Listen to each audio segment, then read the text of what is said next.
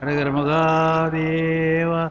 தென்னாடுடைய சிவனே போற்றி, எந்நாட்டவர்க்கும் இறைவா போற்றி, ஏகம்பத்துரை எந்தாய் போற்றி, பாகம் பெண்ணுருவானாய் போற்றி, அண்ணாமலையம் அண்ணா போற்றி, கண்ணாரமுதக் கடலே போற்றி, காவாய் கனகத்திரளே போற்றி, கைலை மலையானே போற்றி போற்றி. திருவாக்கும் செய்கருமும் கைகூட்டும் செஞ்சொற்பெருவாக்கும் பீடும் பெருக்கும் உருவாக்கும் ஆதலால் வானோரும் ஆனை முகத்தானை காதலால் கோப்புவர்தம் கை ஈறு சேர் பொழுதினும் இறுதியின்றியே மாறிலாதிருந்திடும் வளங்கொள் காஞ்சியில் கூறு சீர்ப்புனைதரு குமரகோட்டம் வாழ் ஆறுமா முகப்பிரான் அடிகள் போற்றுவாம். உலகெலாம் உணர்ந்து ஓதற்கரியவன் நிலவுலாவிய நீர்மலிவேணியன் அலகில் சோதியன் அம்பலத்தாடுவான் மலர் சிலம்படி வாழ்த்தி வணங்குவாம். பேயன்ன புறச்சமயப் பிணக்கு நூல் வழி அனைத்தும் பிழையே என்று வாயன்மை தெளிந்து சைவ சித்தாந்த நெறிதேறி அதீத வாழ்வில் போயெண்மி அஞ்செழுத்தும் திருநீரும் கண்டிகையும் பொருளாக் கொண்ட நாயன்மார் திருக்கூட்டம் பணிந்திறைஞ்சும் பெரும்பேறு நான் பெற்றேனால். நம பார்வதீபதையே.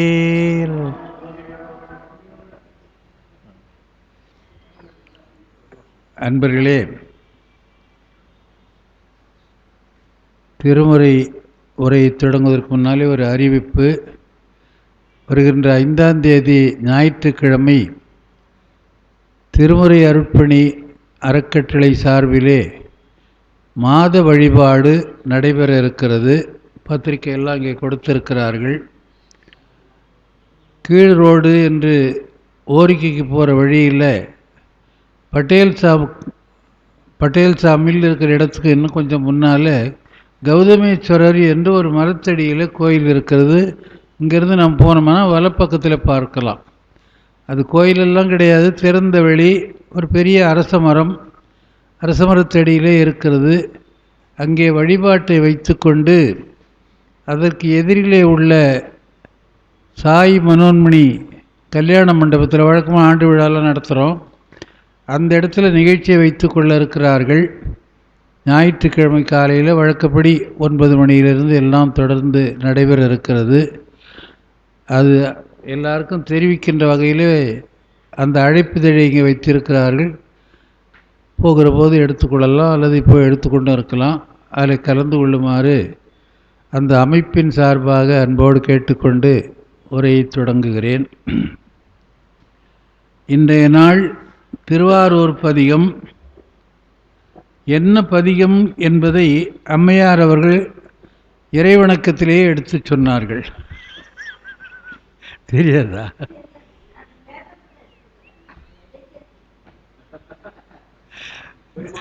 திருவருள் பாருங்க.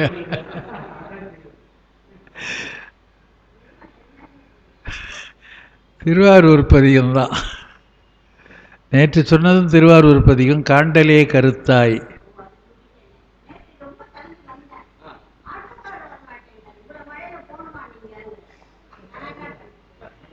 நான் தூர போடுற போது ஏறி உட்காந்தேன். வழியில் நல்ல மழை. யார் வரப்போகிறாங்கன்னு நினச்சிக்கிட்டு நனைஞ்சிக்கிட்டே வந்தேன். கரெக்டாக ஐயா மட்டும் இருக்கிறாருங்க.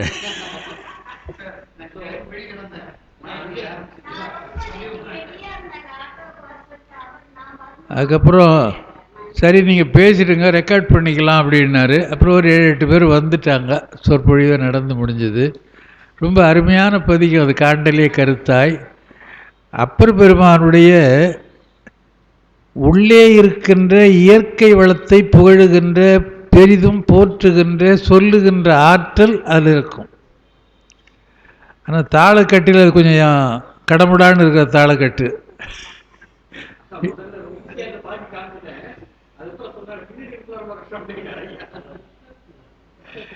இன்றைக்கு அடுத்த பதிகம் முத்துவிதான மணிப்பொற்கவரி முறையாலே அத்தன் ஆரூர் ஆதிரை நாளால் அது வண்ணம் என்று தொடங்குகின்ற திருவாரூர் பதிகம். திருவாரூரிலே இந்த பதிகத்திலே வருகின்ற முதல் இரண்டும் ரொம்ப முக்கியமான செய்தி. முத்துவிதானம் மணிப்பொற்கவரி, இது இரண்டும் திருவாரூரிலே மிகச்சிறப்பாக போற்றப்படுகின்ற ஒன்று. திருவாரூர் காலத்திலே, திருவாதிரை காலத்திலே அப்பர் சுவாமிகள் அங்கே இருந்திருக்கிறார். அதை கொஞ்ச நாள் அங்கே அடியார்களோடு சேர்ந்து இருந்த பின்னாலே தலை யாத்திரையாக புறப்படுகிறார்கள்.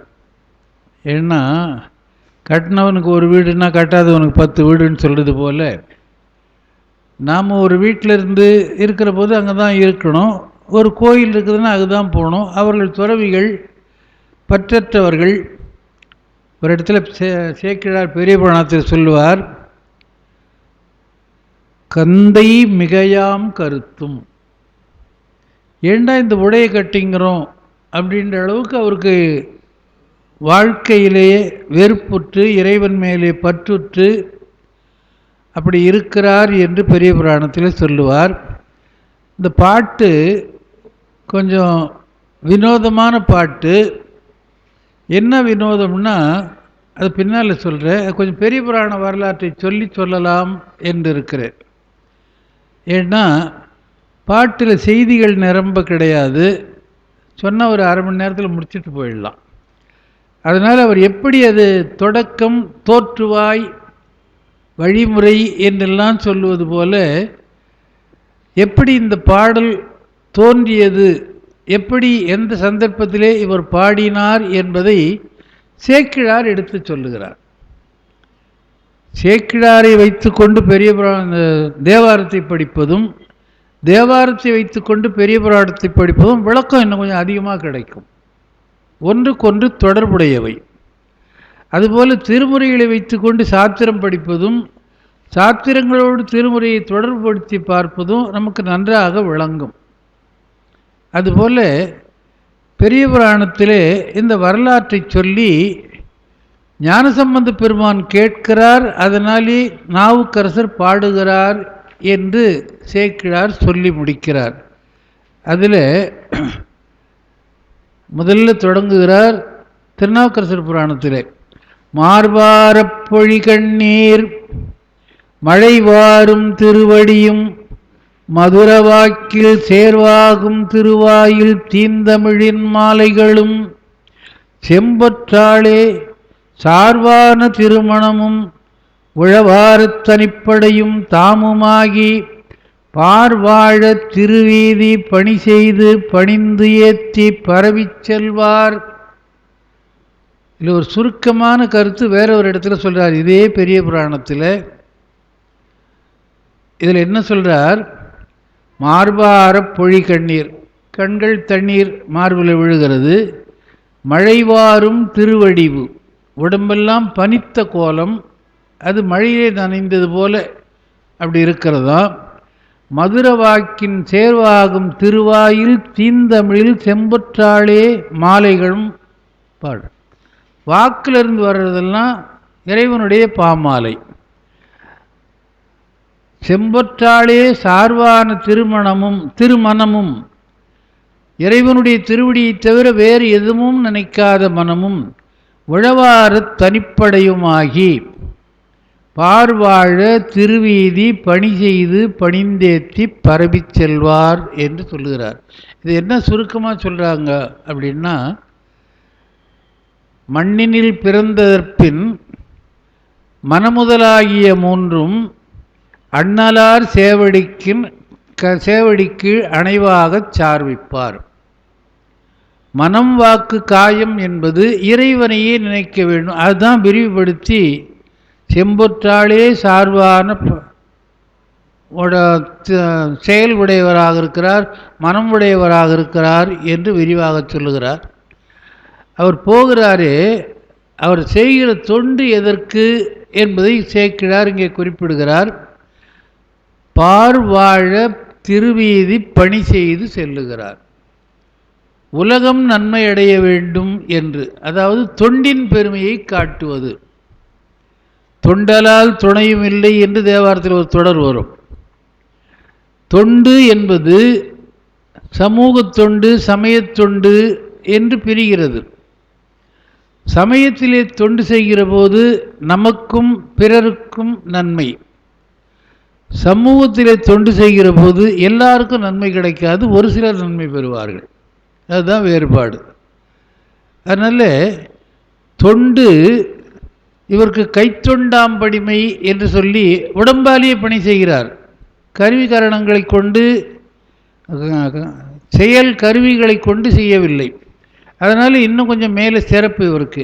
அப்படி பார்வாழ திருவீதி பணி செய்து பணிந்து ஏற்றி பரவி செல்கிறார். பரவுதல் என்றால் வணங்குதல். நீடுபுகழ் திருவாரூர் நிலவுமணி பொற்றிடங்கொண்டிருந்தார் தம்மை பாடிளம் போதத்தினான் என பதிகம் பாடி. இது ஒரு திருவாரூர் பதிகத்தினுடைய தொடர்க்கம். பாடிளம் போதத்தினானும் படர்சடையினான் என்று வரும். அந்த பதிகம் பாடி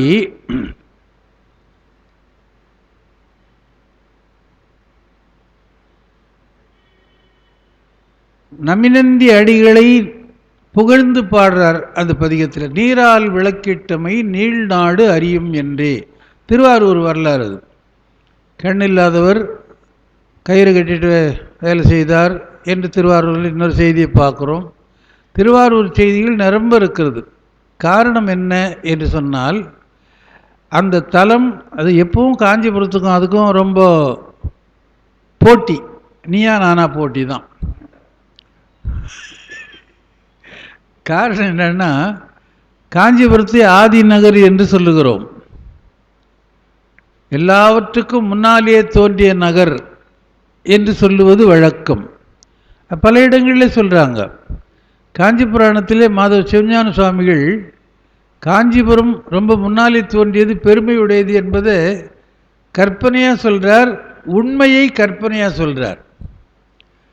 தேவலோகத்தை விட சிறந்தது காஞ்சிபுரம் அப்படின்னு சொல்கிறார். எப்படி சொல்கிறது இதை? இப்போ ஒரு பொருள் அதிகம் எது குறைவு எது அப்படின்னு சொன்னால் என்ன பண்ணுவோம்? ஒரு தராசில் வச்சு நிறுத்து பார்ப்போம். 2 மாம்பழம் வச்சுருக்கிறோம், எனக்கு அந்த பழம் தான் வேணும் அப்படின்னு ஒருத்தன் கேட்டான்னா, அதான்ப்பா பெரிய பழம் நீ எடுத்துக்கோ அப்படின்னா, இல்லை அது சின்னதாக இருந்தால் கூட அது கனமாக இருக்கிற மாதிரி இருக்குது, அதை எடுத்துக்கிறேன் அப்படின்னு சொல்கிற போது எடை பார்க்குறோம். எது உயர்ந்தது, எது தாழ்ந்தது, எது அதிகம், எது குறைவு என்று பார்க்குறோம். அந்த மாதிரி காஞ்சிபுரத்தை தராசு தட்டில் வச்சு நிறுத்தி பார்க்கலாம் அப்படின்னு முடிவு பண்ணாங்களாம். அதனுடைய பெருமையை முடிவு பண்ணுறதுக்கு தராசு கொண்டாந்து பெருசாக நிறுத்தினாங்க. அது எவ்வளோ பெரிய தராசு இருந்தோ தெரியல. கட்சி மாநகரத்தை எடுத்து ஒரு தட்டில் வச்சாங்களாம். இதுக்கு ஈடாக எதை வச்சு அது ஜட்ஜி பண்ணுறது, தீர்மானிக்கிறது அப்படின்னா, தேவலோகத்தை கொண்டாந்து வைடாடினாங்களாம். தேவலோகத்தை ஒரு தட்டில் வச்சுட்டாங்க. அப்படி வச்சு பிரம்மதேவன் தான் அது நிறுக்கிறானா ஜட்ஜு. தூக்கி பார்க்குற போது தேவலோகம் மேலே பிடிச்சான். காஞ்சிபுரம் பலு தாழாமல் கீழே நின்று போச்சான். அப்போ காஞ்சிபுரம் தான் பெருமையுடையது அப்படின்னு ஒரு முடிவு. இதில் ஒரு நுட்பம் இருக்கிறது. வானுலகம் மேலே தானே போகும், அது மேலே போகிறதுல என்ன அதிசயம்? இது பூலோகத்தில் கீழே இருக்குது, கீழே இருக்குது. இது நயமாக சொல்கிறார். கச்சிமா நகரோர் தட்டும் கடவுளர் நகரோர் தட்டும் வச்சு முன் அயனார் தூக்க மற்றது மீது செல்ல இச்சகத்தூர்களோடு கட்சியை ஒப்பிடலாமோ? அது ஒரு வேடிக்கையான கற்பனை, கேட்பதற்கு இனிமையான கற்பனை. அந்த மாதிரி இது பழமையான நகரம், அப்படி பிரம்மதேவனாலேயே நிறுக்கப்பட்டது என்பது ஒரு செய்தி. நான் எங்கே போய் பழியை தீர்த்துக்கிறது, பரிகாரம் தேடுறது அப்படின்னு சொன்னால், சிறப்பான நகரம் காஞ்சிபுரம் தான். எல்லாத்துலேயும் 1000லேருந்து 800 600 500 எல்லாம் வருது. 2ஆம் காண்டம் காஞ்சி புராணம் படித்தீங்கன்னா அதில் 28 தளிப்படலம் என்று ஒரு படலம் இருக்கிறது. காஞ்சிபுரத்தில் இருக்கிற எல்லா கோயில்களையும் விட்டுட்டு இது சிறந்தது இது சிறந்ததுன்னு எடுத்துக்கிட்டே வந்து 20 சிவத்தளிகளும் 8 வைணவ தலங்களுமாக 28 தளிப்படலம் என்றே வருகிறது. அது பூரா காஞ்சிபுரத்துக்கு தானே கிடையாது. திருவோத்தூர் அதில் அடங்குது, மாகரல் அதில் அடங்குது, கடம்பந்துறை அடங்குகிறது. இப்படியெல்லாம் வெளியே இருக்கிற பெருநகர் அதில் அடங்குது. 20ல் ஏன்னா காஞ்சிபுரம் அந்த அளவுக்கு இருந்திருக்கிறது என்று பொருள். அப்பொழுது பறந்து இருக்குது. ஏன்னா தாமல்ல இருக்கிறத காஞ்சி புராணத்தில் பாடுறாங்கல்ல, திருமால்பூர் பாடப்படுகிறது இல்லையா? அதுபோல் காஞ்சியினுடைய அவுட்டர் ரேஞ்சுன்னு சொல்கிற மாதிரி அவ்வளோ தூரம் போகுது. அதில் 20 கோயில்கள் சிவன் கோயில்கள் உயர்ந்தவை என்றும் 8 கோயில்கள் வைணவ கோயில்கள் உயர்ந்தவை என்றும் சொல்லுகிறார். இங்கே என்ன சொல்கிறார், இந்த காஞ்சிபுரத்தை காசி காஞ்சி என்பவை அவற்று அதிகம் கட்சியாக கொண்டாந்து நிறுத்துகிறார். 1000க்கு மேலே ஆரம்பித்து 500 600 500 400 300 20ன்னு சொல்லி அவற்றுள் அதிகம் 2 காசி காஞ்சி என்பன, அவற்றுளும் காஞ்சியே உயர்ந்தது. அது ஏன் காஞ்சிபுரம் உயர்ந்தது அப்படின்றது காரணம் சொல்கிறார். காசியிலே நாம் விஸ்வநாதன் என்ற ஒரு லிங்கத்தை நிறுவி அங்கே ஆட்சி செய்கிறோம். காஞ்சிபுரத்திலே யாமே திருவேகம்பன் என்ற பெயரால் மாவடி நிழலிலே தங்கி ஐந்தொழில் நடாத்துகிறோம். அங்கே இருக்கிறது நம்ம ஏஜென்ட்டு, இங்கே நானே இருக்கிறேன். அப்போ எது உயர்ந்தது? தானே நேரடியாக பார்வை பார்க்கறது தான். ஒரு பழமொழி பழைய காலத்துலாம் சொல்லுவாங்க, தான் போகாத வேலைக்கு வேறு ஒரு ஆள் அனுப்புனா ஒரு சொட்டுன்னுவாங்க. அந்த பழமொழியெலாம் என்னன்னு இப்போ புரியல. எதையும் முன்னின்று செய்வது போல சிறப்புடையதாகாதல்லவா? அதனால் இவர் சொல்கிறார், காசி காஞ்சி 2 உயர்ந்தது, மற்றவற்றின் காஞ்சி உயர்ந்தது. ஏன் எனில் அங்கே விஸ்வநாதன் என்ற பெயராலே சிவலிங்கம் ஸ்தாபித்து நாம் அங்கே செய்ய வைத்திருக்கிறோம்.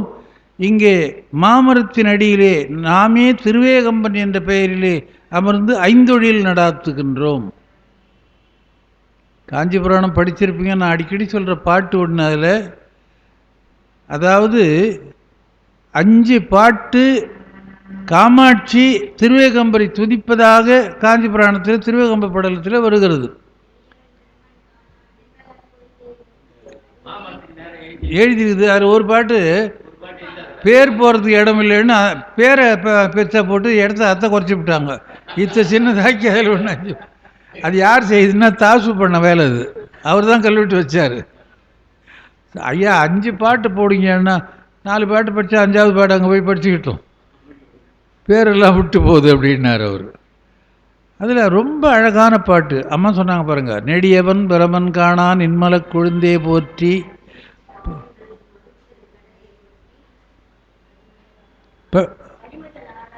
வேறுமாம் பரனே போற்றி, கடிமலர் தனிமா நிழல் கடவுளே போற்றி போற்றி. எல்லாம் தத்துவங்கள் அப்படியே அருமையாக இருக்கும். 300 பொருளுக்கெல்லாம் 300 பழையாய் போற்றி, 200 பொருளுக்கெல்லாம் பிற்படு புதியாய் போற்றி, தேரா கண்ணுதல் கடவுள் போற்றின்னு வரும். அங்கே போய் நின்று அதை மனப்படமாக அதை பார்த்த உடனே வந்துடும். அங்கே படிச்சுட்டு தான் அதை வெளியே வருவேன். பூரண முதலே போற்றி, சின்மயே திருவேகம்ப சிவசிவ போற்றி போற்றி. அது மாதிரி காஞ்சிபுரத்துக்கு அந்த சிறப்பு சொல்கிறாரா. இரட்டை புலவர்கள் உலா பாடுறாங்க, ஏகாம்பரநாதர் உலா. அது மேதினியில் இருக்கின்ற 7 நகரங்களுக்குள்ளே காஞ்சி நகர் அது எய்தி அப்படின்னு சொல்கிறாங்க. ஆதி நகர் காஞ்சி அது எய்தி, ஆதி நகர் என்று குறிப்பிடுகிறார்கள். இத்தனை காரணங்களில் இது இருக்குதா. அதே செய்தி திருவாரூருக்கு சொல்கிறேன். இப்போது தாண்டகத்தில் திருவாரூர் தாண்டகம் ஒரு பாட்டு புரியாத பாட்டு, அதனால் அது மட்டும் பாட்டு வச்சுக்கிறேன். இப்போ பொருள் கூட மறந்து போச்சு, ஏன்னா பாட்டு மறந்து போச்சு. புகையெட்டும் போக்கெட்டும் புலன்கள் எட்டும் பூதலங்கள் அவை எட்டும் பொழில்கள் எட்டும் அப்படின்னு 8 8 8 8ன்னு சொல்லி வந்து இதுக்கெல்லாம் ரொம்ப விரிவான பொருள் அருணையார் எழுதியிருக்கிறார். தரிப்பதற்கு முன்னோ பின்னோ திருவாரூர் கோயிலா கொண்ட நாளே அப்படின்னு அந்த பாட்டில் முடியும். இந்த உலகங்கள் தோன்றுவதற்கு முன்னாலேயே நீ இந்த ஊரில் கோயில் கொண்டியா, உலகம் தோன்றிய பின்னாலே கோயில் கொண்டாயா என்று கேட்டு இறைவன் முதலிலே அங்கே இருக்கிறான். அதனாலே அது ஆதி நகர் என்று. சிவலிங்கம் பிரதிவலிங்கம் எதுன்னா காஞ்சிபுரம், ஒத்துக்கலாம், அது கூட திருவாரூர் தான். நாம் காஞ்சிபுரத்தை தான் சொல்லணும். ஒத்துக்கிறதே எனக்கு ரொம்ப வருத்தமாக இருக்குது. ஏன்னு சொன்னால், அம்பாள் நேராக பாலாத்து மணலை வச்சு லிங்கம் பிடிச்சி மண் லிங்கம் வச்சிருக்கிறாங்க.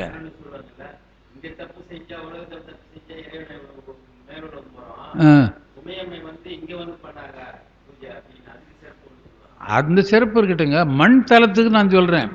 இது மண்ணாலேயே பிடிச்ச லிங்கம். அங்கே புத்தில் போய் அவர் உட்காந்துட்டாராம், புத்து மண் இருக்குது, அதனால் மண் தலம்னு சொல்கிறாங்க. புற்றிடங்கொண்டார்னு தானே பேர் அவருக்கு, புற்றிடங்கொண்டார். அதனால அது புற்று மண்ன்றதுல புற்றை விட்டுடுங்க, அது மண், இது மண், அதனால் மண் தலம், பிருத்திவி தலம்.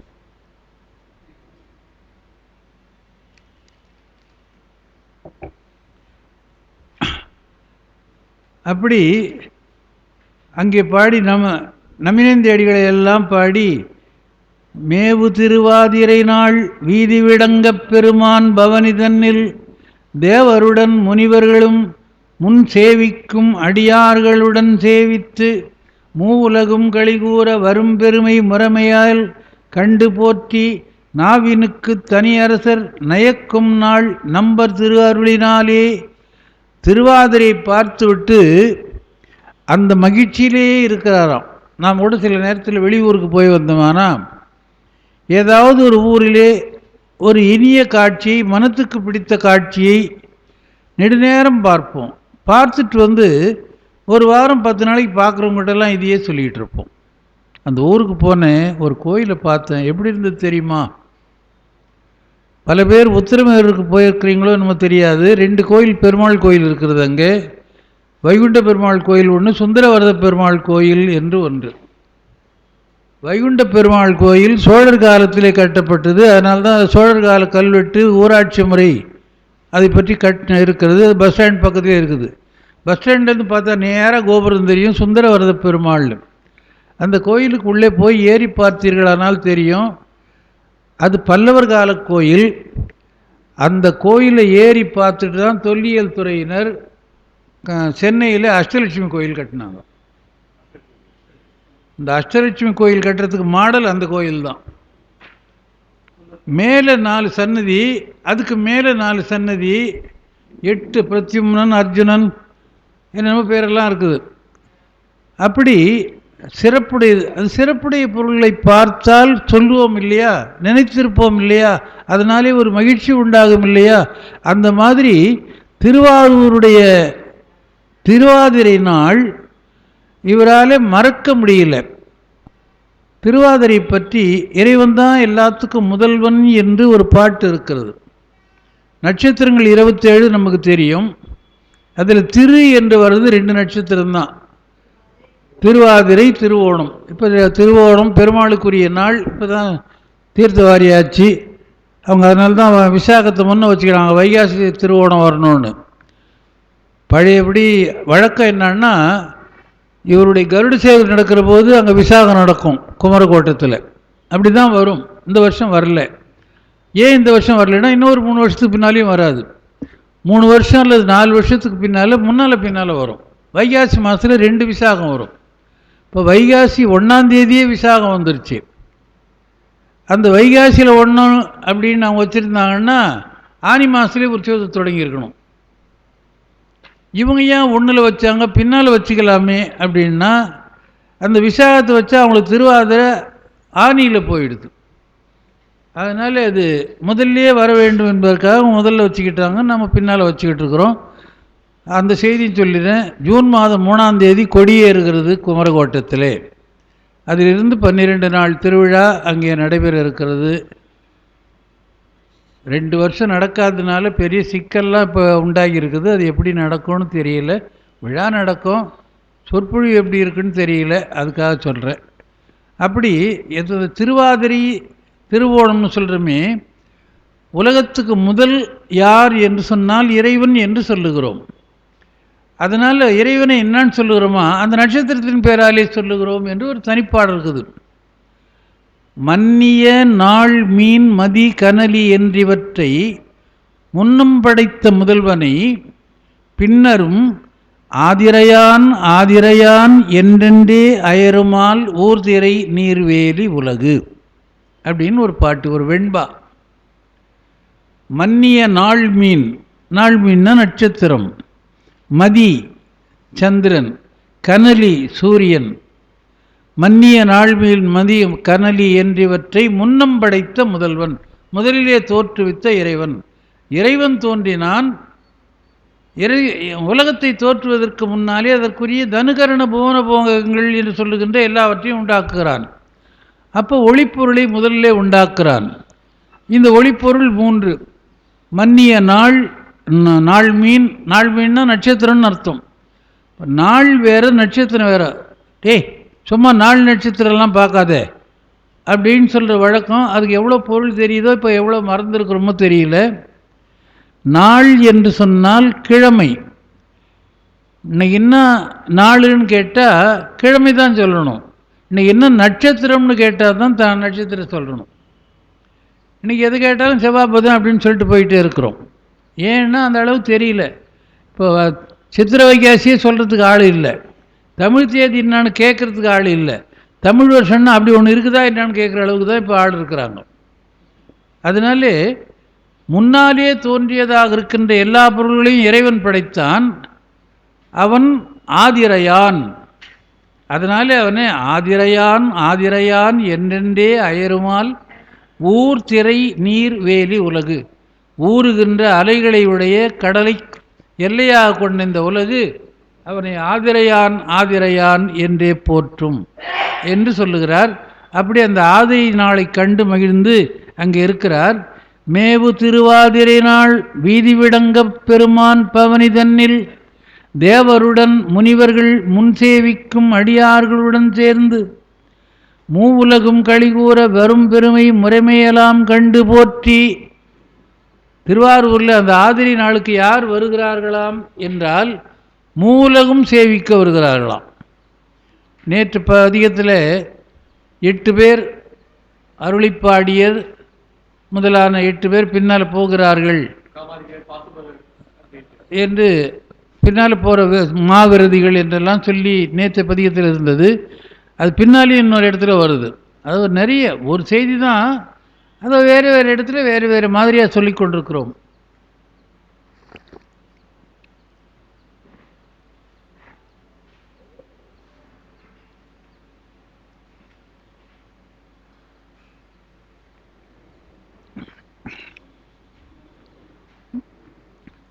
இதை திருநாவுக்கரசர் அனுபவிக்கிறார். சில நேரங்களிலே நெஞ்சை விட்டு அகலாது என்று சொல்லுகிறது வழக்கம் உண்டு. எப்போது பார்த்தது இன்னைக்கு சொல்கிறோம். அந்த காட்சியை பார்த்தோமே அந்த மாதிரி இருக்குமா என்று காட்சியிலே லயிக்கிறவர்கள் சொல்லுவார்கள். அந்த வீட்டு கல்யாண விருந்து போட்டோமே அவன் மாதிரி யாரும் சாப்பாடு போடலன்னு சாப்பாடுறாமன்னு சொல்லுவோம். அதுபோல் அதை சொல்லி எண்ணி மறுபடியும் மறுபடியும் நினைவிலே கொண்டு இறைவனுடைய பெருமையை எண்ணி பார்க்கிறார் நாவுக்கரசர். நாவினுக்கு தனி அரசர் நயக்கும் நாள். நயத்தல் என்றால் விரும்புதல் அர்த்தம். நயக்கும் நாள் நம்பர் திரு அருளினாலே திருப்புகலூர் அமர்ந்தருளும் சிவபெருமான் சேவடிகள் கும்பிட்டேத்தும் விருப்புடைய உள்ளத்து மேவி எழுங்காதல் புரி வேட்கை கூற.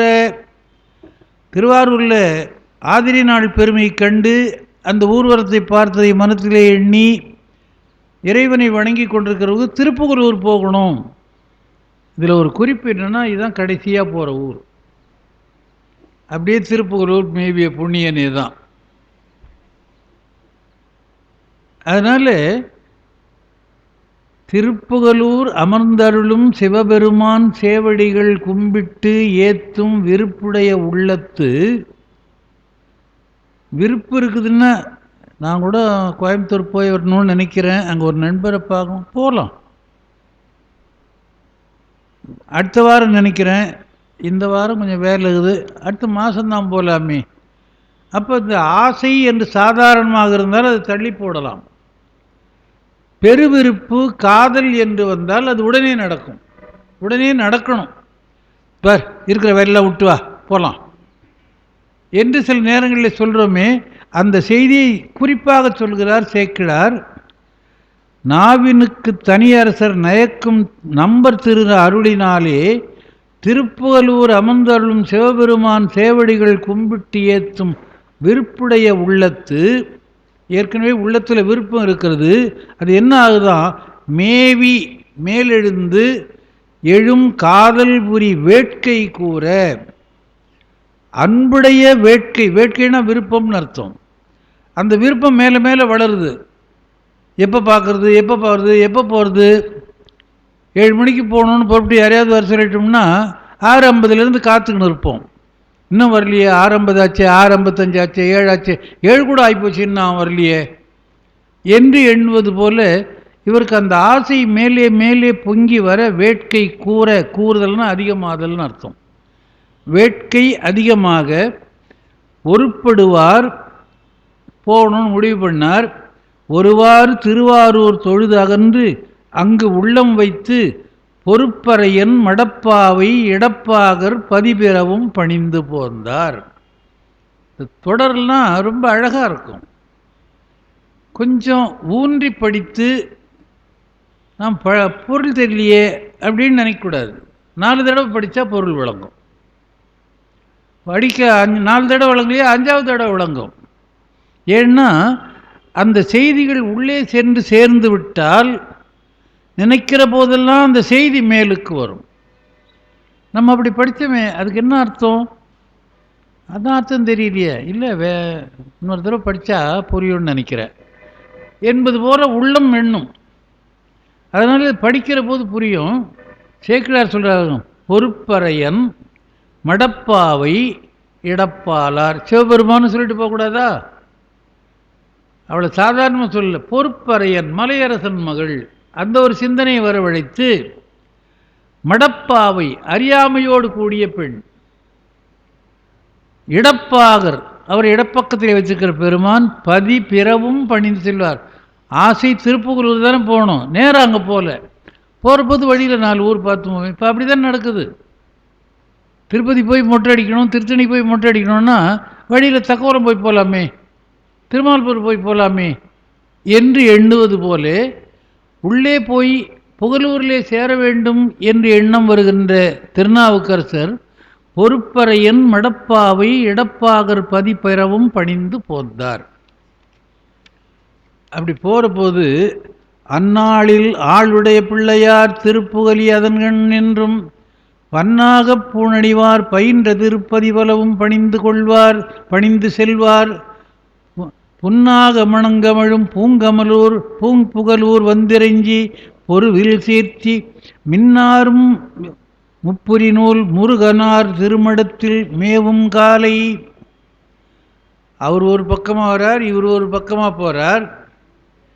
திருப்புகலூரில் என்ன தலைமரம் என்பதை இதில் ஞாபகப்படுத்துகிறார்.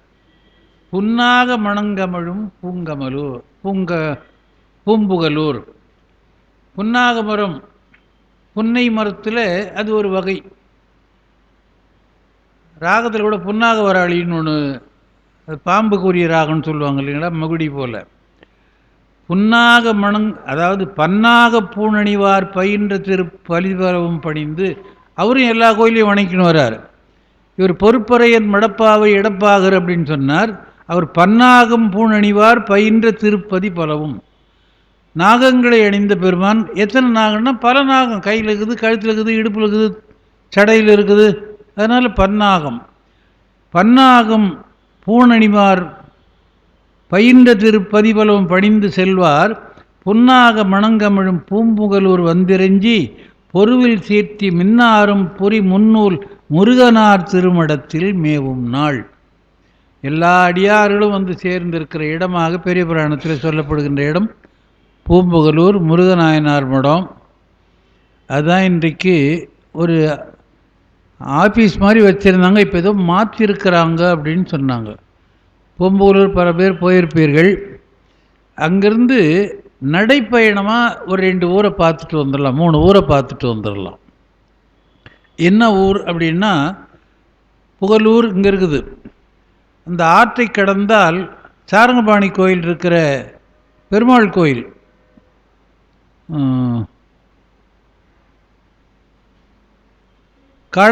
கண்ணபுரம், கண்ணபுரமாலே கடவுளிலே நீ அதிகம் என்று காளமேகப்புலவர் பாடுறார். வைணவர்கள்லாம் சேர்ந்து ஏன்பா எங்கள் பெருமாள் மேலே ஒரு பாட்டு பாடினாங்களாம். இவர் என்ன பண்ணாராங்க, கண்ணபுரம் மாலேன்னு எடுத்தார். திருக்கண்ணபுரம்னு பேர். கடவுளிலே நீ அதிகம் அப்படின்னாராம். அது சொன்னோடனே நம்ம பெருமாளை ரொம்ப புகழறாரு, இவர் தான் உயர்ந்தவன் சொல்கிறாரு அப்படின்னு நினச்சாங்களாம். அதுக்கப்புறம் உன் பிறப்போ 10, உனக்கு 10 பிறப்பு, உயர் சிவனுக்கு ஒன்றுமில்லை, சிவபெருமான் பிறக்கவே இல்லைப்பா அப்படின்னாராம். அவன் ஏன்டா பாட சொன்னா போச்சான். அந்த கண்ணபுரத்தை கடந்தால் திரு ராமநதீச்சரம் பக்கத்திலேயே நடக்கிற தூரம். அங்கிருந்து கொஞ்சம் தூரம் நடந்தால் திருமருகல், அங்கிருந்து கொஞ்சம் தூரம் நடந்தால் செங்காட்டங்குடி, நடந்தே போகலாம். இதில் ஒரு குறை என்னன்னா, ராமநதீச்சரம் எப்போ திறக்கிறாங்கன்னு தெரியாது, எப்போ போனாலும் பூட்டி இருக்குது. எதுக்கு சொல்கிறேன்னா, பூம்புகலூர் பக்கத்தில் இருக்கிற தலங்கள் இது. அங்கே இருந்தார்கள். ஆண்டரசெழுந்தருளி அணியாரூர் மணிப்புற்றில் அமர்ந்து வாழும் நீண்ட சுடர் மாமணியை கும்பிட்டு நீடு திருப்புகலூர் நோக்கி, வழியில் எல்லாரையும் கும்பிட்டுக்கிட்டே போகிறார். திருப்புகலூர் நோக்கி மீண்டருளி, மீண்டருளினார் என்று கேட்டருளி எதிர்கொள்ளும் விருப்பினோடும் ஈண்டு பெறும் தொண்டர்குழாம் புடைசூழ எழுந்தருளி எதிரே சென்றார். அப்பர் பெருமான் போகிறார், ஞானசம்பந்தர் எதிரே வருகிறார். எதிர்கொண்டு அழைத்தல் என்பது முறை நமக்கு தெரியும். இந்த ஒரு பாட்டில் எத்தனை அருளிப்பாடு சொல்கிறார் பாருங்க சேக்கிழார். ஆண்ட அரசு எழுந்தருளி, முதல்ல எழுந்தருளி, அணியாரூர் மணிப்புற்றில் அமர்ந்து வாழும் நீண்ட சுடர் மாமணியை கும்பிட்டு நீடு திருப்போலூர் நோக்கி மீண்டருளி, முதல்ல எழுந்தருளி, அதுக்கப்புறம் மீண்டருளி, மீண்டருளினார் என கேட்டருளி. இவர் மீண்டார் என்பதை சம்பந்தர் கேட்டாராம், அது கேட்டருளி எதிர்கொள்ளும் விருப்பினோடும், எதிரில் போய் வரவேற்கும் என்ற ஆசையினாலே ஈண்டு பெறும் தொண்டர்குழாம் புடைசூழ நெருங்கி வருகின்ற அடியார்கள் எல்லாம் பக்கத்திலே வர எழுந்தருளி எதிரே சென்றார். என்ன அருமையான வார்த்தை பாருங்க. இப்படிலாம் இந்த பாடங்கள்லாம் படித்தா மனம் பக்குவப்படும், வேறு சிந்தனை தோன்றாது. வேறு சிந்தனை வந்தாலும் இதனாலே அது மறைந்து போகும். அப்படி மறைந்து ஏன்டா மறையணும், அதுதான் இருந்துட்டு போட்டுமே என்றால் மனம் பக்குவப்படணும். மனம் பக்குவப்பட்டால் நம்முடைய வினை மாறும். இருக்கிறதே வினை தானே. இதில் ஒரு வேடிக்கையாக குறிப்பிடுகிறார் முத்துசு, அந்த வினையை பற்றி எழுதுகிறார். முதல் பாட்டிலே எழுதுகிறார். அதை படிக்க போகிற அடுத்தது. அதுக்கப்புறம் 2 பேரும் ஒன்றா சேர்ந்தார்களே அந்த பாட்டு முடிகிறது. கரண்டமலி தடம்பைகை காழியர்கோன் எதிரணையும் காதல் கேட்டு வரன்று மணிப்புனர் புகலூர் நோக்கி வரும் வாகீசரும் மகிழ்ந்து வந்தார் திரண்டு வரும் திருநீற்று தொண்டர்குழாம் இருதிறமும் நேர் சேர்ந்த பொழுதில். இங்கே தான் ஒரு முக்கியமான செய்தி சொல்கிறார். ஞானசம்பந்தருடைய அடியார்கள் கூட வருகிறார்கள், திருநாவுக்கரசருடைய அடியார்கள் கூட வருகிறார்கள். இப்படி வருகிறார், அப்படி வருகிறார், இல்லை இப்படி வர்றார், அப்படி வர்றார், ஏதோ எதிரெதிராக வருகிறார்கள். வருகின்ற அடியார்கள் எல்லாம் திருநீற்று கோலத்திலே இருக்கிறார்கள். மெய்யலாம் வெந்நீர் சென்னித்த மேனியான் தாழ் தொழாதே அப்படின்னு திருநாவுக்கரசர் பாடுறது போல உடம்பெல்லாம் திருநீற்று கோலம். அப்படி திருநீற்று கோலத்தோடு சம்பந்தருடைய அடியார்கள் வருகிறார்கள், திருநாவுக்கரசருடைய அடியார்கள் போகிறார்கள். நடக்கிற போது அவர்கள் ஓசை எழுப்பார்கள் இல்லையா, அரகர ஒலியாக இருக்கும், சிவபெருமானை போற்றுகின்ற ஒலியாக இருக்கும், பாடுகின்ற ஒலியாக இருக்கும். அந்த ஒலி எங்கே வரும் என்று சொன்னால் கடலில் வரும், கடல் அலையிலே வரும். இந்த பக்கம் ஒரு கடல் வருது, அந்த பக்கம் ஒரு கடல் வருது அப்படின்னா கடல் அலை ஒலி ரெண்டும் சேர்ந்தால் எப்படி இருக்கும்? அந்த மாதிரி ஞானசம்பந்தருடைய கூட்டமும் திருநாவுக்கரசருடைய அடியார் கூட்டமும் சேர்ந்து 2 நிலவின் கடல்கள் ஒன்றாக அணைந்தன போல் இசைந்ததங்கே எவ்வளோ அற்புதமான கற்பனை பாருங்கள். அது வேற. அன்பு சரி கடலுமாம் எனவும் ஓங்கும், பெருமை பெரு புண்ணியக்கண் இரண்டு எனவும் அதில் வருது. அது ஒன்று அன்பு செய்வது அருட்பெருகு தனிக்கடலும் அன்பு சரி கடலுமாம் எனவும் ஓங்கும், அதுவும் பெரிய புராணம் தான். அதான் கடைசியாக சொல்கிறார், இரண்டு நிலவின் கடலில் ஒன்றாக அணைந்தன போல் இசைந்த அன்றே. ஆக ஞானசம்பந்தர் அடியார்களும் அப்பருடைய அடியார்களும் ஒன்றாக சேர்ந்து கோயிலினுள்ளே புக்கார்கள் என்று சொல்லுகிறார். அப்போ தான் ஞானசம்பந்தர் கேட்கிறார், திருவாரூரிலிருந்து வர்றீங்களே, திருவாதிரை சிறப்பு என்ன, திருவாதிரை எப்படி நீங்கள் கண்டீர்கள் என்று கேட்கிறார். அதற்கு சொல்லுகின்ற பதில்தான் இந்த 10 பாடல். அதுக்காக தான் இவ்வளோ விளக்கமாக சொல்லிட்டு வந்து, ஏன்னா அதுவும் சின்ன பாட்டு, ஒன்றும் நிறைய கருத்து இருக்கிற மாதிரி இல்லை. முத்து விதான மணிப்பொற்கவரி முறையாலே. திருவாரூரில் சிறப்பான செய்தி இந்த இது ரெண்டு இல்லாமல் எங்கேயும் சொல்ல மாட்டார்கள் என்று அவர்கள் குறிப்பு எழுதுகிறார்கள். முத்து விதானம் மணிப்பொன் கவரி, விதானமும் கவரியும். விதானம் என்றால் மேற்கட்டு என்று பொருள். பழைய காலத்தில் கிராமங்கள்லாம் ஒரு திருவிழா நடந்தால், இப்போ கச்சபேஸ்வரன் கோயிலில் பெருமாள் கோயிலுக்காக போட்டிருந்தாங்க, காமாட்சி வைகுண்ட பெருமாள் கோயிலுக்காக அது இருக்குது. குமரக்கோட்டை வரும்போதும் செய்ய போகிறாங்க. 4 பக்கத்துலேயும் 4 கால் கட்டி மேலே ஒரு கொம்பு கட்டி அதில் 4 துணி தனித்தனியாக கட்டுவார்கள். அதற்கு தான் விதானம் என்று பெயர். கிராமத்தில் தவறாமல் திருவிழாவில் போடுவாங்க. அதுக்கு என்ன பேர் சொல்லுவாங்க கிராமத்திற்கு ஐயா உங்களுக்கு தெரியுமா? அஸ்தமனகிரின்னு சொல்லுவாங்க. அஸ்மானகிரி கேள்விப்பட்டுக்கிறீங்களா? அஸ்மானகிரி பந்தல்னு சொல்லுவாங்க. அதை அத்தமனகிரி என்பது அஸ்தமானகிரின்னு ஆகிப்போச்சு. அதுக்கு தான் விதானம் என்று பெயர். இப்போ நாம் விதானம் என்ற சொல்லை எங்கே பயன்படுத்துகிறோம் என்று சொன்னால், மூலவர் சன்னதிக்கு மேலே இருக்கிற இடத்தை விதானம் என்று சொல்லுகிறோம். மற்றதெல்லாம் கோபுரம், உள்ளே மூலவர் எழுந்தருளி இருந்தால் அது விதானம். அதை இப்போ அதையும் மாற்றி விமானம்னு சொல்கிறோம். விமானம்னு சொல்கிறோம். அது மேலே ஏறி பறக்கிற மாதிரி. அது விதானமும் மணிப்பொற்கவரியும் திருவாரூருக்கு மிக முக்கியமானது. அதனாலே அது பாடுறார், முத்து விதான மணிப்பொற்கவரி முறையாலே பக்தர்களோடு பாவையர் சூழ பலிப்பின்னே வித்தக கோல வெண்டலை மாலை விரதிகள் அத்தன் ஆரூர் ஆதிரை நாளால் அது வண்ணம். பாட்டு புரிஞ்சு போச்சு, படிச்சிட்டோம். இதுக்கு விளக்கம்தான் வேடிக்கையாக எழுதுகிறார். அது நமக்கு எப்படி பயன்படுன்றது எழுதுகிறார். அதாவது முத்து விதானம் மணிப்பொற்கவரி முறைய, கவரி கையில் வச்சு வீசுறது, அதை எடுத்துக்கொண்டு பக்தர்கள் பாவையர் சூழ. பக்தர்கள் என்றால் சிவனிடத்திலே அன்பு இல்லாதவர்களை விலக்கியது அப்படின்னு சொல்கிறார். பக்தர்னு யாரை சொல்லணும்? சிவபெருமானுடைய அன்பர்களை மட்டும்தான் சொல்லணும். பாவையர் என்றால் அதிகமாக நடக்க முடியாதவர்கள்னு அர்த்தம் எழுதுகிறார். அப்போ வயோதிக பெண்கள் தான் அங்கே வருவாங்கன்னு தெரிஞ்சு போச்சு. கிழங்கட்டு என்ன பண்ண போகிறீங்க, போய் கோயில் இல்லைங்கன்னா உட்காந்துறேன், புளியாரை கொடுத்தா தின்னுட்டு வாயேன் அப்படின்னு சொல்லிக்கிறோம். அதனால் பாவையர் பக்தர் என்பதற்கு இப்படி ஒரு புது விளக்கம் சொல்லுகிறார். பக்திமிக்க ஆடவர்கள் என்றும் வலிமையற்ற பெண்கள் என்றும் ஒரு குறிப்பு எழுதுகிறார். அவங்க கொஞ்சம் பின்னால் வருவாங்கிறது நமக்கே தெரியும். பக்தர்களோடு பாவையர் சூழ வலிப்பின்னே வித்தக கோல வெண்டலை மாலை விரதியர் அத்தன் ஆரூர் ஆதிரை நாளால் அது வண்ணம். வண்ணம் என்று சொன்னால் அழகு, நிறம் என்று பொருள். இப்போது இந்த 3 வரி முதல் என்ன சொல்கிறாரு?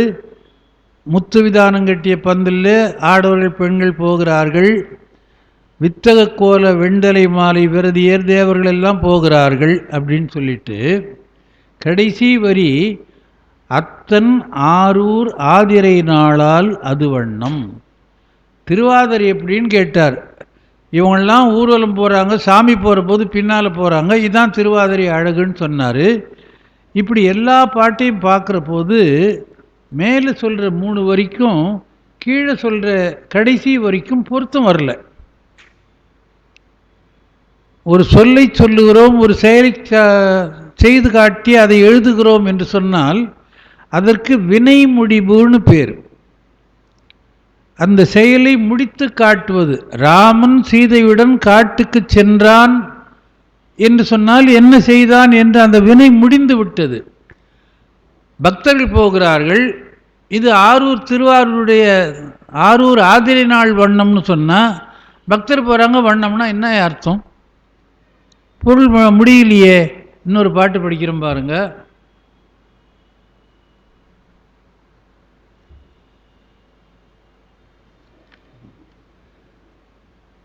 நனியார் சேயார் நல்லார் தீயார் நாடோறும் பிணிதான் தீரும் என்று பிறங்கி கிடப்பாரும் மணியே பொன்னே மைந்தா மணாளா என்பாரும்.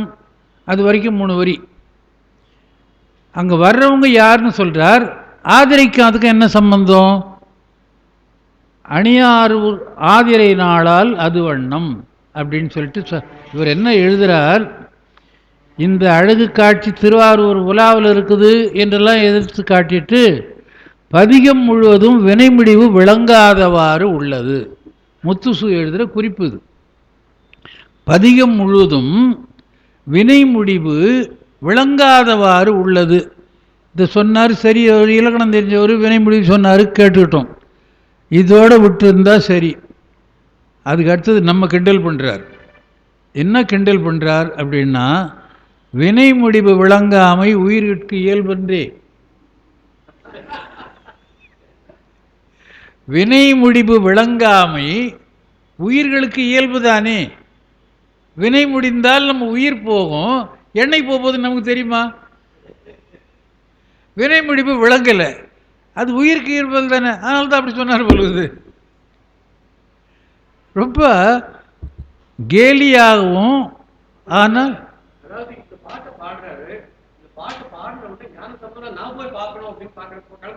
ஆமாம்,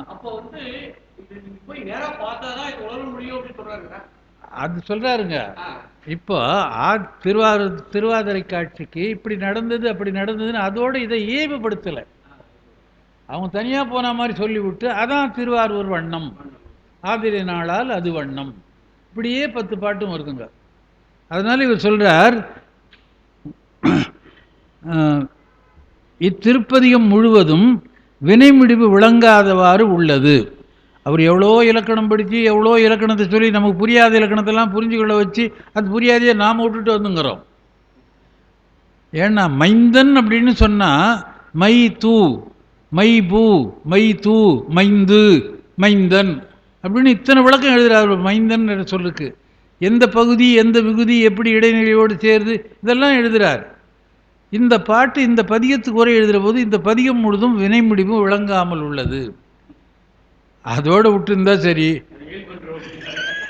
அது வினை முடிவு விளங்காமை உயிர்களுக்கு இயல்பன்றோ.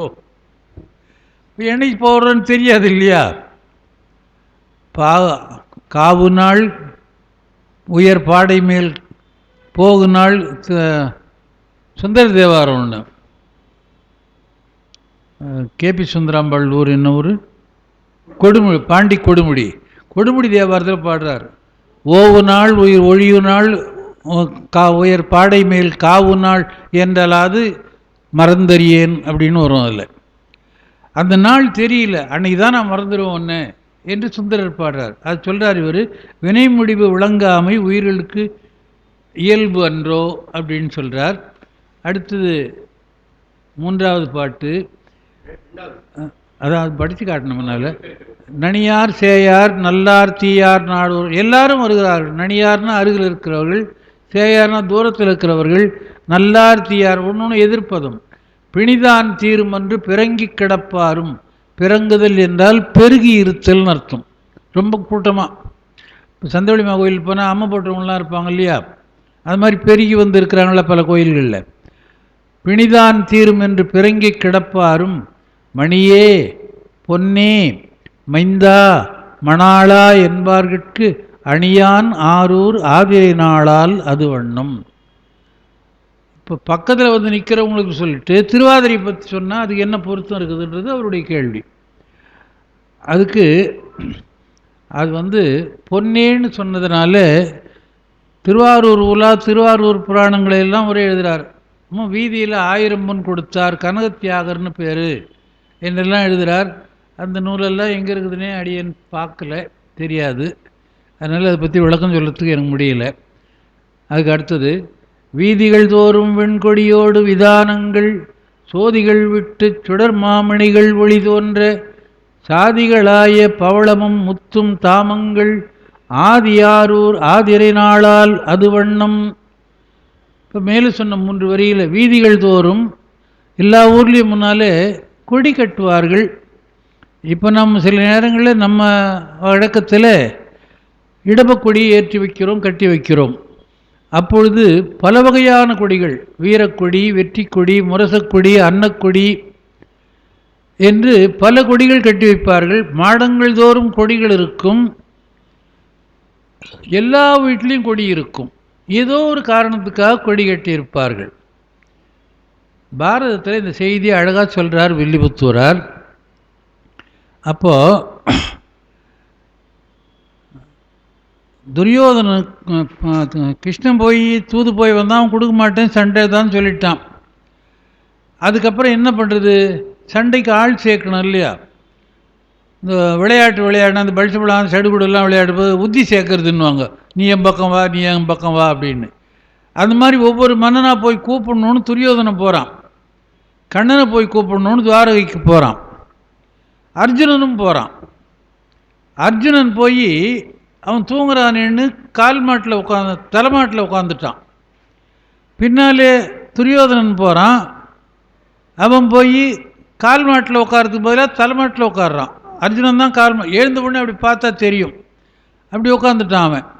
அப்போது துரியோதனன் அங்கே உள்ளே போகிறான்னா அந்த வர்ணனை சொல்கிறார் வில்லிபுத்தூரார். கொடிகள் மாடங்கள் தோறும் கொடிகள் ஆடுகிறது, காற்றுல இப்படி தானே ஆடும், நீ வராதே போகணு தான். அது மாதிரிலாம் இருக்குது. என்ன சொல்கிறாருன்னா, வாரல் என்பன போல் மறித்து கை காட்டேன்னு வரும் அதில் சிலப்பதிகாரத்தில். இங்கே ஈண்டு நீ வரினும் எங்கள் எழிலுடை எழிலிவண்ணன் பாண்டவர் தங்கட்கல்லால் படைத்துணையாக மாட்டான். மீண்டு போ என்ற அந்த வியன்மதில் குடிமிதோறும் காண்தகு பதாகையாடை கைகளால் தடுப்ப போன்ற. நீ என்னதான் வந்தாலும் அவனுக்கு வரமாட்டான்யா, நீ எதுக்கு வர, திரும்பி போ அப்படின்னு தான். வாரல் என்பன போல் மறித்து கை காட்ட, கோவலனும் கண்ணையும் கவுந்தி அடிகளும் போகிற போது உள்ளே வராதே, வந்தால் உனக்கு ஆபத்து, நீ வராதே போ அப்படின்னு தடுக்குதான் அது.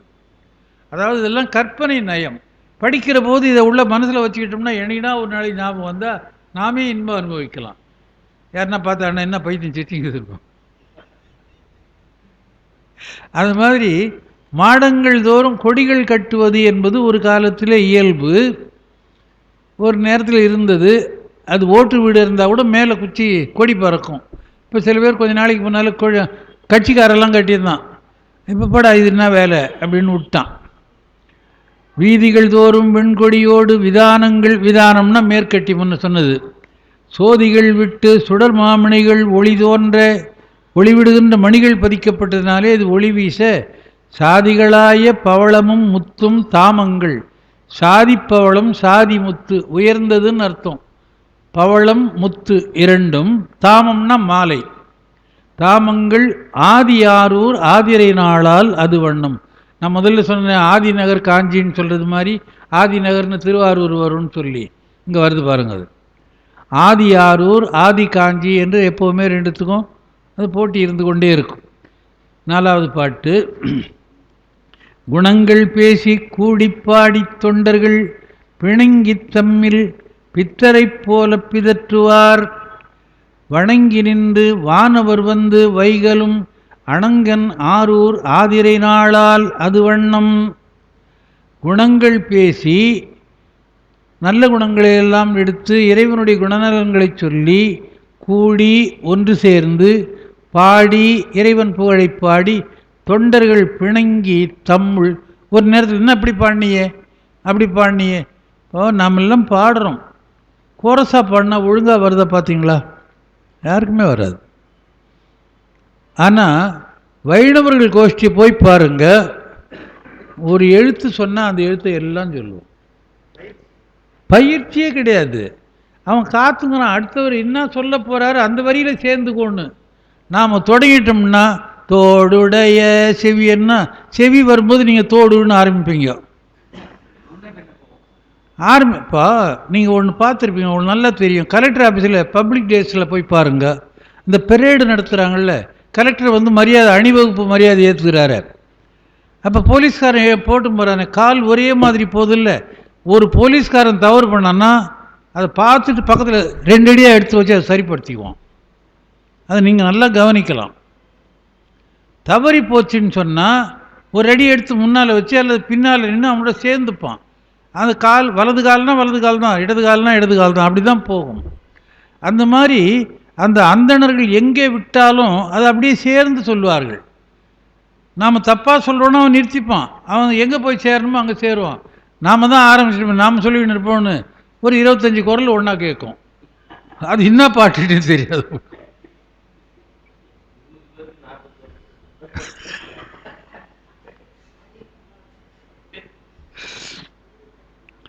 அப்படி பாடுகின்ற தொண்டர்கள் பிணங்கி தம்முள்ளே மாறுபட்டு பித்தரை போல பிதற்றுவார். பித்தன் என்றால் பைத்தியக்காரன், பித்தன் என்றால் அதிக அன்புடையவன் என்று பொருள். அதான் பித்தா பிறை சூடி பெருமானே அருளாளா, உயிரிலிடத்திலே அன்புள்ளவனே என்றும் ஒரு பொருள், குணம் மாறுபட்டவன் என்பதும் ஒரு பொருள். பிதற்றுவார் வணங்கி நின்று வானவர் வந்து வைகலும் அணங்கன்னாரூர் ஆதிரை நாளால் அது வண்ணும். இந்த பாட்டில் பாருங்கள், அது வினை முடிப்பு சரியில்லைட்டு நல்லா தெரியுது பாருங்கள். இவங்க பாடிங்கிறாங்க, தேவர்கள் வராங்க, இதுதான் ஆரூர் திருவாதிரை அப்படின்னா என்ன, எதோட எது சேருது? சேரலை. அதனால தான் அவர் வினை பிடிப்பு சரியில்லை அப்படின்னு சொன்னார். அணங்கன் என்பது அழகுடையவன் என்றும் கருத்து வேறுபாடுடையவன் என்றும் சொல்லப்படுகிறது. அதுக்கு அடுத்த பாட்டு, நிலவின் சங்கு பறையும் ஆர்ப்ப நிற்கிலா பலரும் இட்ட கல்லவடங்கள் பறந்து எங்கும் கலவ மஞ்சை கார் என்றெண்ணி கழித்து வந்து அலமர் ஆரூர் ஆதிரை நாளால் அது வண்ணம். நிலவின் சங்கு பறையும் ஆர்ப்ப, நில வெண்சங்கு, நிலவு போன்ற வெண்சங்கு. நில நேற்று சொன்னேன், இந்த 2 எழுத்துல வர்றதெல்லாம் பக்கத்தில் கால் சேர்ந்து பலன்னா பலான்னு வரும், உலன்னா உலான்னு வரும் அப்படின்னு சொன்னது போல், நில என்பது நிலா, நிலா வெண்சங்கு அப்படின்னா நிலவு போன்ற, பால் நிலவுன்னு வெண்மைக்கு சொல்லுவோம் இல்லையா, அப்படி பால் போன்ற சங்கு நிலவு வெண்சங்கும். பறையும் ஆர்ப்ப, பறை என்பது பொது இசைக்கருவின்னு அர்த்தம். இன்றைக்கு அது ஒரு ஜாதியினர் வாசிக்கின்ற ஒரு தோல் கருவி என்பதோடு நின்று விட்டது. இப்போ அதெல்லாமும் மாறி போச்சு. யார் வேணாலும் பறை அடிக்கிறதுக்கு இப்போ தயாராக இருக்கிறான். சும்மா யார் வீட்டிலனா அழுகுறாங்களான்னு பார்த்து ஏன் மூளை போடணுமான்னு வரான் அவனே. ஆமாம் வைக்கணும், ஆழை தேய்மா, நான் தான் வாசிக்கிறேன், சொல்லுங்கள், 25 ரூபா கொடுங்க, 25,000. ரொம்ப கேட்குறது அந்த அலங்காரம் தேர் மாதிரி ஜோடிக்கிறாங்களே, அதுக்கு பூக்காரன் கேட்குறது இன்றைக்கி பல பேர் விட்டுட்டாங்க. சொர்க்கரதம் வந்துருச்சு, அதுக்கு பதிலாக வர மாலையெல்லாம் தூக்கி அதில் கட்டி விட்டு போய்கினே இருக்க வேண்டியது. அதான் சொல்கிறேன், எங்கே போகுது? அதை பறை என்பது சொன்னேன், அது ஒரு காலத்தில் ஒருவருக்கு உரியதாக இருந்தது, இப்போ எல்லாரும் வாசிக்கிறாங்க. ஆர்ப்பெண்ணா ஒலி எழுப்பேன்னு அர்த்தம். நிற்கில்லா பலரும் இட்ட கல்லவடங்கள், கல்லவடங்கள் அப்படின்னு சொன்னால் புனைந்து ஒலிக்கின்ற, கல்லுதல் என்றால் தோண்டுதல்னு ஒரு பொருள், முத்துக்களாலே சேர்த்து புனையப்பட்ட வடங்கள். வடம் என்றால் மாலை, காலிலே கொலுசு என்று அணிகிறோம், கழல் என்று சொல்லுகிறோம், மார்பிலே அணிகிறோம், கைகளிலே அணிகிறோம். இப்படி எங்கு பார்த்தாலும் ஓசை தருகின்ற அணிகலன்களை அணிகின்ற வழக்கம் ஒரு காலத்தில் இருந்தது. அது பறந்து எங்கும், வடங்கள் பறந்து எங்கும் கலவை அப்படின்னா கலாபம்னு அர்த்தங்க. கலவ தோகை, கலவ மஞ்சை என்று வருகிறது. மஞ்சைன்னா மயில், கலவம் என்றால் கலாபம் என்றால் தோகை, அது கலவை என்று வந்திருக்கிறது. அந்த மறியல் என்ன பண்ணுறது, அந்த சத்தம் கேட்குது, மேளம் அடிக்கிறாங்க, பாடுற சத்தம், அந்த ஆபரண சத்தம் கேட்குது. கேட்ட உடனே அது மழைன்னு நினைக்குதான். ஏன் என்று சொன்னால், ஓசை வந்தால் அது இடி ஓசை என்று எண்ணுகிறது. வானம் இருண்டு இடி இடித்தால் மயிலுக்கு கொண்டாட்டம்னு சொல்கிற வழக்கம் உண்டு. ஞானசம்பந்த இடத்துல பாடுறார் இல்லையா, புலனைந்தும் பொறிகலங்கி நெறிமயங்கி அறிவழிந்திட்டு ஐம்மேல் உந்தி அலமந்த போதாக அஞ்சேல் என்று அருள் செய்வான் அமருங்கோயில், வலம் வந்த மடவார்கள் நடமாட முழவதிர மழை என்று அஞ்சி சிலமந்தி அலமந்து முகில் பார்க்கும் மரமேறி முகில் பார்க்கும் திருவையாரே என்று பாடுறார். மயிலுக்கு மேகத்தை கண்டால் சந்தோஷம், அதனாலே தோகையை விரித்து ஆடும்.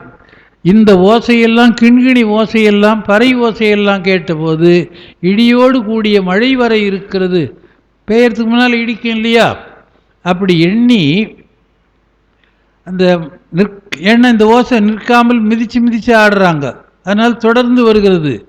அந்த ஓசை கேட்டு கலவ மஞ்சை கார் என்று எண்ணி, கார் என்றால் மேகம். ஒரு ரெண்டு வித்தியாசம் தெரிஞ்சுக்கணுங்க. கார் என்று தனியாக வந்தால் மேகம், கார்மேகம் என்று வந்தால் கருப்பு மேகம். மேகம்னு சொல்லக்கூடாது. அங்கே கார் வந்து பக்கத்தில் மேகம் வந்தால் கருமேகம், வெறும் கார் என்றிருந்தால் மேகம். கார் என்றெண்ணி கழித்து வந்து அலமர் ஆரூர் ஆதிரை நாளால் அது அன்னம். அலமறுதல்னா சுழலுதல், சுற்றி வருதல் அப்படின்னு அர்த்தம். அதுக்கப்புறம் அடியார்கள்லாம் என்ன பண்ணார்கள்னு சொல்கிறார். விம்மா வெறுவா விழியார் தெரியா வெருட்டுவார், இப்போ மாதிரி போய் எழுதிட்டுருக்கிறேன். வெருட்டுவார் தம்மான் வில்லாய் தரியார் தலையான் முட்டுவார் எம்மான் ஈசன் எந்தை என் அப்பன் என்பார்கட்கு அம்மான் ஆரூர் ஆதிரை நாளால் அது வண்ணம். விம்மா அப்படின்னா விம்மி, எதிர்மறை பெயரச்சம் என்று சொல்வார்கள். நளவெண்பாவிலே நளன் அயோத்தியிலே ரிதுபர்ண மன்னனுக்கு தேரோட்டியாக இருக்கிறான். இங்கே நிடத நாட்டிலே தமயந்திக்கு மறுசுயம்வரம், அவன் எங்கே இருக்கிறான்னு கண்டுபிடிக்கணுன்றதுக்காக அப்படி ஒன்று சொல்கிறான். தோட்டத்திலே ரிதுபர்ணன் என்ற அரசனுக்கு, அயோத்தி மன்னனுக்கு சமையல்காரனாக வந்த நளன் அங்கே இருக்கிறான். நளனை பார்த்த உடனே தமயந்தி மேல் மாடத்திலேருந்து பார்க்குறார், நம்ம ஆள் தான் பொழுது, அது உண்மையை தெரிஞ்சுக்கணும்னு 2 பசங்களை அனுப்புகிறா, அவளுடைய பிள்ளைகளை, நளனுடைய பிள்ளைகளை.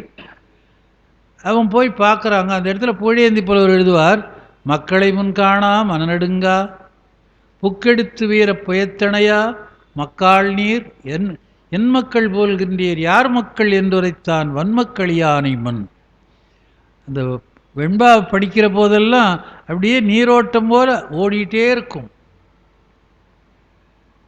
மக்களை முன் காணான்னா கண்டு, வெய்துயிர்த்து பெருமூச்சு விட்டு, மக்காள் நீர் என் மக்கள் போல்கின்றீர் யார் மக்கள் அப்படின்னா, அந்த பையன் பட்டுன்னு அடிக்கிற மாதிரி சொல்கிறான். எந்த அரசொருவன் ஆள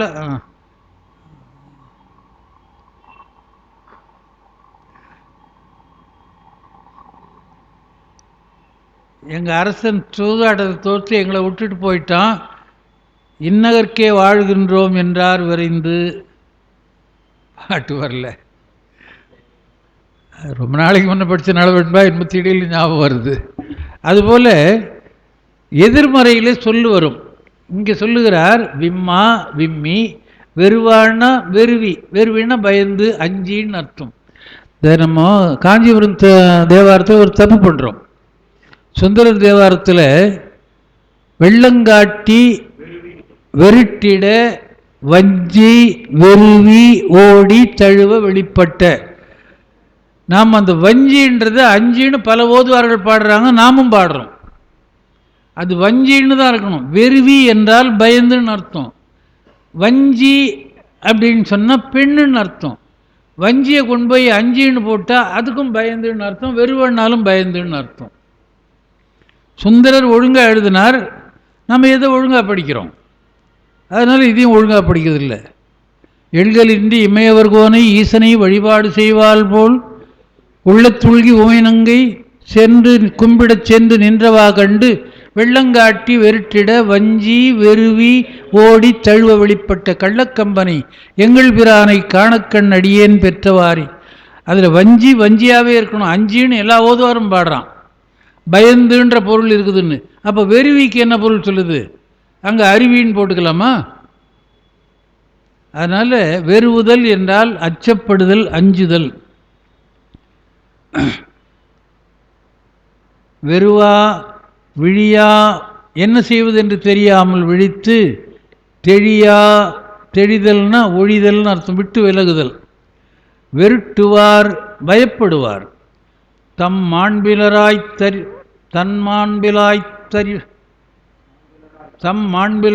தரிப்பார் தரியார், அதாவது தன்னுடைய தரியார் நல்ல பண்புகள் இல்லாதவர்கள் போல நடந்து கொள்வார்கள்.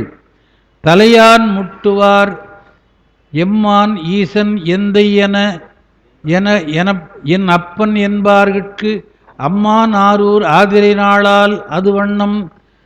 எனப்பன் என்பது என் அப்பன் என்று பிரிக்கணும். என்னுடைய தந்தை என்று வணங்குகின்றவர்களுக்கு அம்மான், அம்மான் என்று சொன்னாலே தந்தை என்று ஒரு பொருள். அம்மன்னா இப்போ வழக்கத்தில் மாமாவை தான் சொல்லுகிறது. அம்மான் என்பது பிற்காலத்திலே தம்மான் என்று வந்தது. தம்மானை அறியாத சாதியார் உளரே, சுந்தரருடைய தேவாரம். அம்மான் தம்மான்லாம் தம் தலைவன் இறைவன் என்று அதுக்கு பொருள். அதுக்கு அடுத்து ஆதிரை நாளால் அது வண்ணம். செந்துவர் வாயார் செல்வன் சேவடி சிந்திப்பார். மைந்தர்களோடு மங்கையர் கூடி மயங்குவார். இந்திரநாதி வானவர் சித்தர் எடுத்து ஏத்தும் அந்திரன் ஆரூர் ஆதிரை நாளால் அது வண்ணம். மேலே இருக்கிற செயலெல்லாம் தெரியும். அந்திரன் என்பதற்கு தனியன் என்று பொருள். தனியாள் திருவாசகத்தில் வருது. தாயுமிலி தந்தையிலி தான் தனியன் காணேடி. அந்த தனியன் என்பதுதான் அந்திரன் என்ற சொல்லுக்கு பொருள். செந்துவர் வாயார் செல்வன் சேவடி சிந்திப்பார். செந்துவர் வாயார், துவர்னா பவளம்னு அர்த்தம். பவளம் போன்ற சிவந்த இதழ்களை உடைய பெண்கள் இறைவன் திருவடிகளை சிந்தித்திருப்பார்கள். மைந்தர்களோடு மங்கையர் கூடி மயங்குவார். மங்கையர் மைந்தர் என்பவர் பருவம் உடைய ஆண் பெண் என்று அர்த்தம். அதனால் இவர் என்ன எழுதுகிறார்? மயங்குவது இயல்புன்னு எழுதுகிறார் குறிப்பில். இப்போ டீனேஜ்னு சொல்கிறோமே அந்த மாதிரி. மங்கையர் கூடி மயங்குவார். இந்திரன் ஆதி வானவர் சித்தர் எடுத்து ஏத்த. இந்திரன் தேவர்கள் முதலாகியவர்கள் எல்லாம் சித்தர்கள் எல்லாம் புகழ்ந்து சொல்ல அம்மான் ஆரூர் ஆதிரை நாளால் அது வண்ணம். என் தந்தையாகிய இறைவன் ஆரூரில் இருக்கிறது அந்த திருவாதிரையினுடைய அழகாகும்.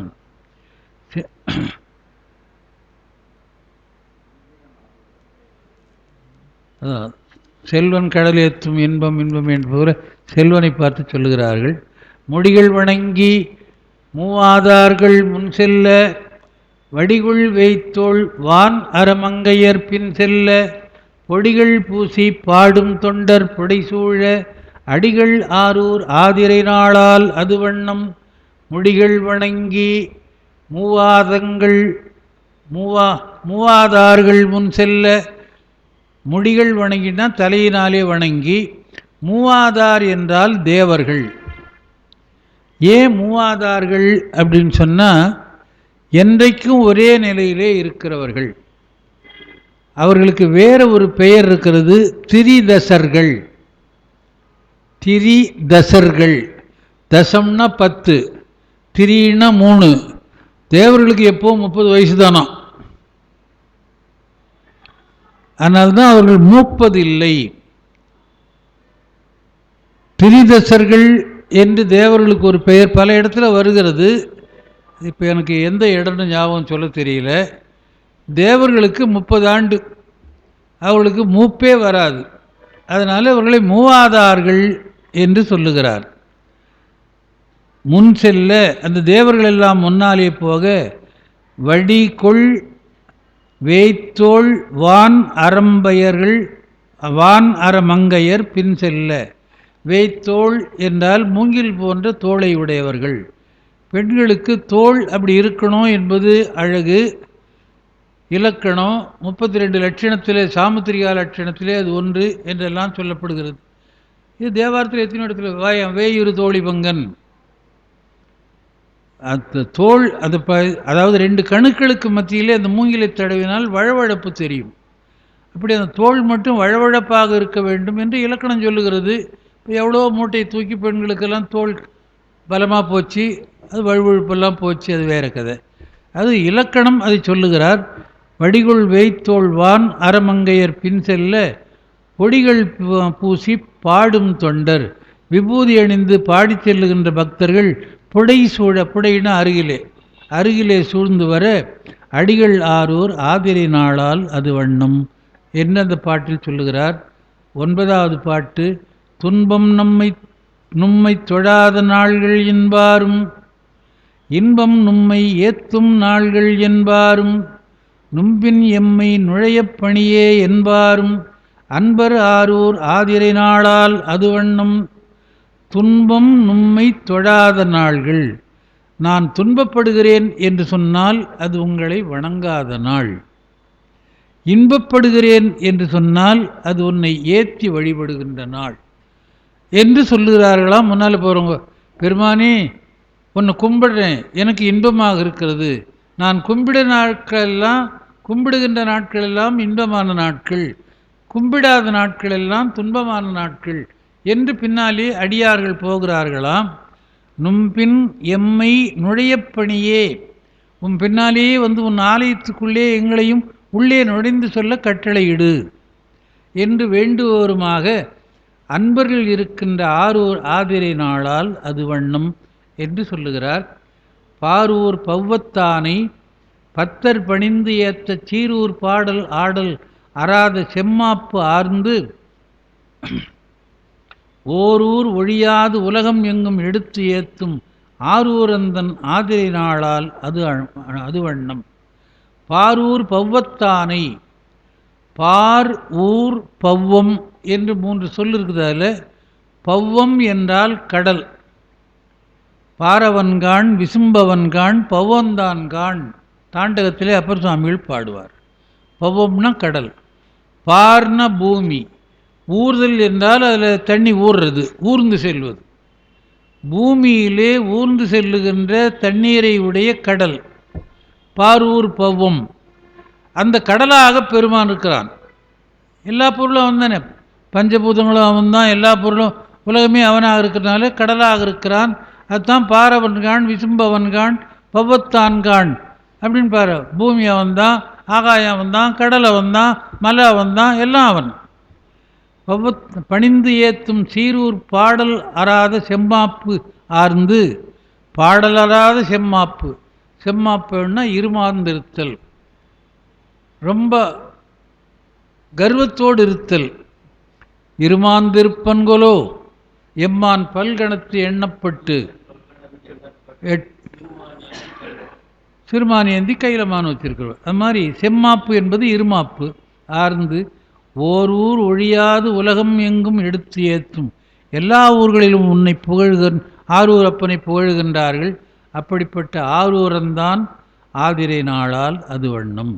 இது திருவாரூரில் இருந்த திருவாதிரையினுடைய அழகு என்று அப்பர் சுவாமிகள் சொல்லுகிறார் என்று சொல்லி ஞானசம்பந்த பெருமான் கேட்க திருவாரூரில் இருக்கின்ற ஆதிரை சிறப்பை சொன்ன பாடல் இது என்று சொல்லி அது நிறைவு பெறுகிறது.